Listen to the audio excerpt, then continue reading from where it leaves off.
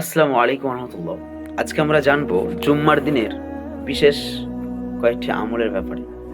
১ নম্বর আমল হচ্ছে মিসওয়াক করা, ২ নম্বর গোসল করা, ৩ নম্বর উত্তম পোশাক পরিধান করা, ৪ নম্বর সুন্দর সুগন্ধি ব্যবহার করা, ৫ নম্বর জুম্মার নামাজ আদায় করা, ৬ নম্বর আজানের পর বেচাকিনা বন্ধ রাখা, ৭ নম্বর আগে আগে মসজিদে যাওয়া, ৮ নম্বর মনোযোগের সঙ্গে খুতবা শোনা, ৯ নম্বর সূরা কাহাফ তেলাওয়াত করা, আর ১০ নম্বর রাসূলুল্লাহ সাল্লাল্লাহু আলাইহি সাল্লামের ওপর বেশি বেশি দরুদ পাঠ করা, ১১ নম্বর দোয়া করা।